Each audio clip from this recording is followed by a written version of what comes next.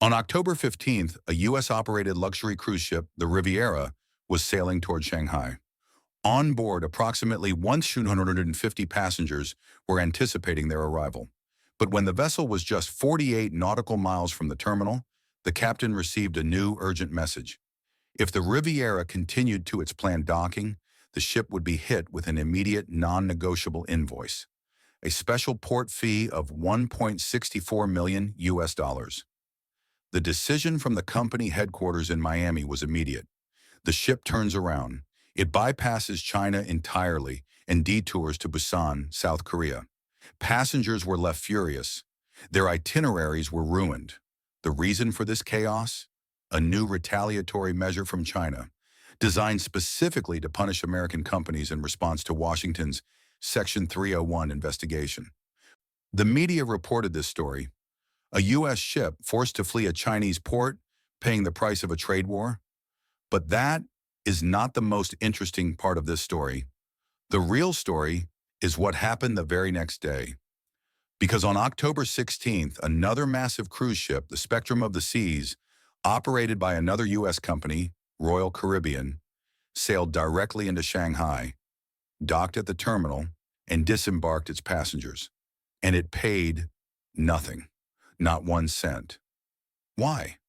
Why was one American company forced to flee and absorb a multi-million-dollar loss, while another American company from the same city was given a red carpet welcome?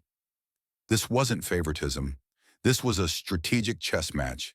And today we decode the rules of the exemption game. The other American. To understand this, you must first understand the players.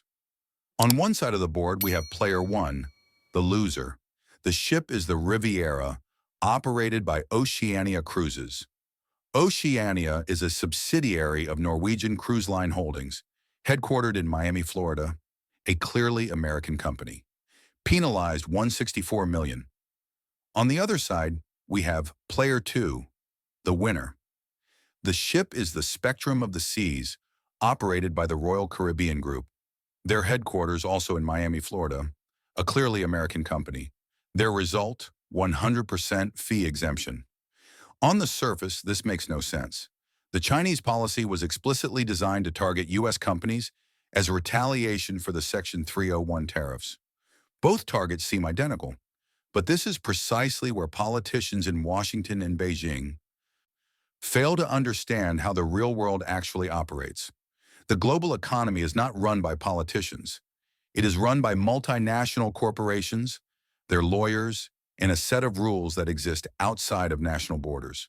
To understand how Royal Caribbean won, you must stop thinking like a citizen and start thinking like a maritime lawyer. Module 3. Decoding the Exemption Game. First, let's examine the weapon itself. China's new retaliatory measure was not a blunt axe. It was a surgical tool. Based on the original report, the policy was designed to impose fees on ships that met several criteria. We only need to focus on the three main triggers. Number 1, vessels owned by U.S. companies. Number 2, vessels flying the U.S. flag. And number 3, vessels built in the United States or by U.S. shipbuilders. You only needed to trigger one of these to be liable for the fee. The Riviera, Oceania, clearly triggered number 1. It was owned by a U.S. company. The Spectrum of the Seas, Royal Caribbean, also triggered number 1. So, how did it disarm the other triggers? This is where the game begins. This is loophole number 1, the flag. While Royal Caribbean is an American company, its ship is not an American vessel. It is registered in Nassau in the Bahamas. In international maritime law, the nationality of a ship is determined by the flag it flies, not the headquarters of its owner. Legally, the Spectrum of the Seas is a Bahamian vessel, so the second trigger targeting U.S.-flagged ships was neutralized. Next, loophole number 2, the builder.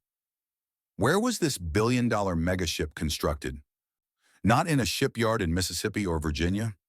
As the original report confirmed, the ship was built in Germany. It was constructed at the Meyerwerft shipyard in Papenburg, Germany. This is an important hidden fact. The United States, despite its naval power, is not a major builder of large commercial cruise ships. That market is dominated by shipyards in Europe, specifically Germany, France, Italy, and Finland. The spectrum of the JCs was never an American-built ship, and just like that, the third trigger was also neutralized. But wait, the central problem remains. The ship was still owned by an American company, Royal Caribbean. That was trigger number one. That trigger was still active. So technically, it should have been forced to pay the $1.64 million fee, just like the Riviera. Why did it get a pass? This is the most brilliant part of the entire strategy. The answer is found in Article 6 of the Chinese regulation. This was a safety switch, a surgical exemption clause. The original report stated that a vessel could be exempted if it, 1, primarily serves Chinese passengers, and 2, is part of a commercial tourism program targeting the Chinese market. On October 16th, Chinese authorities reviewed the Spectrum's manifest. They determined, as confirmed in the transcript, that more than 95% of the passengers aboard were Chinese citizens.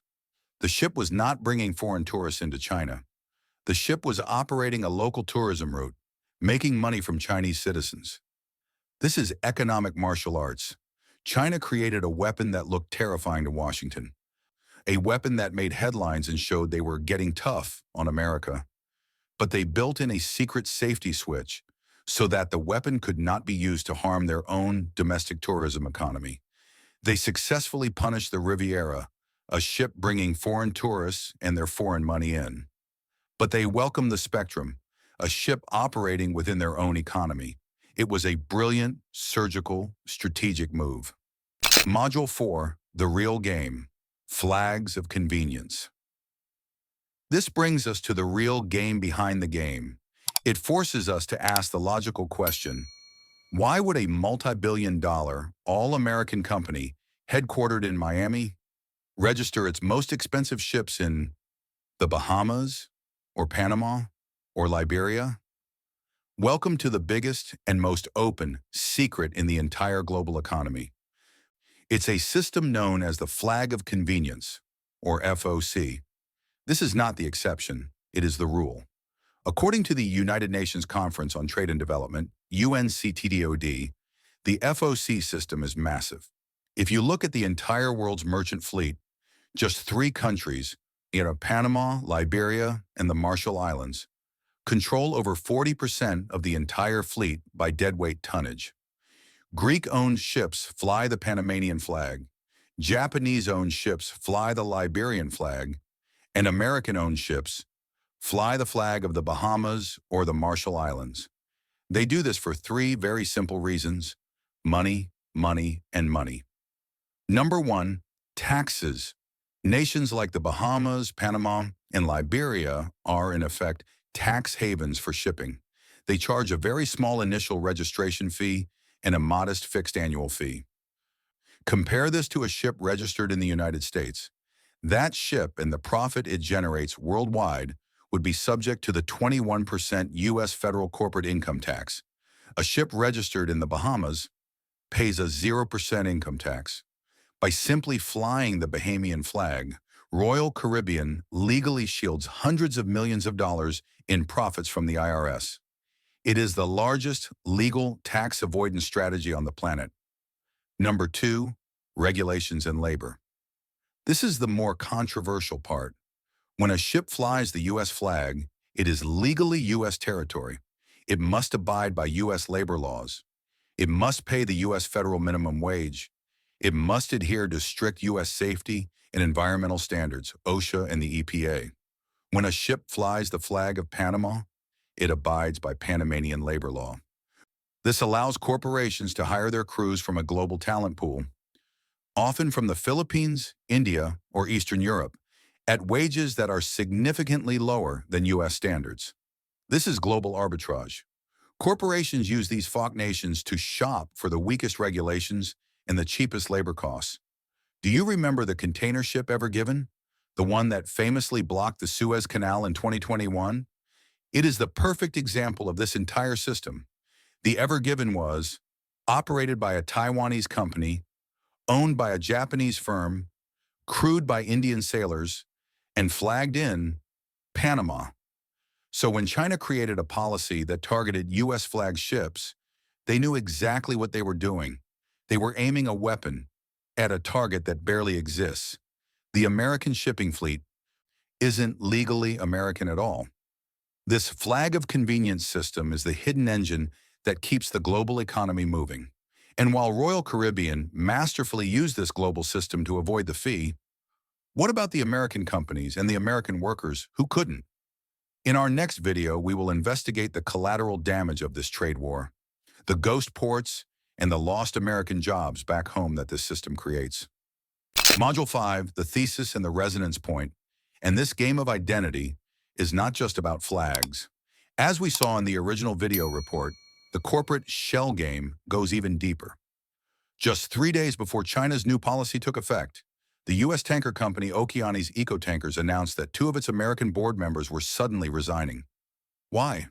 Because one of the triggers in China's policy was targeting companies whose chairman is an American citizen.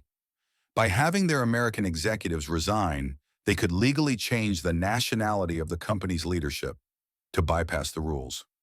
They changed their CEOs, just like Royal Caribbean changes its flag. It is all a game.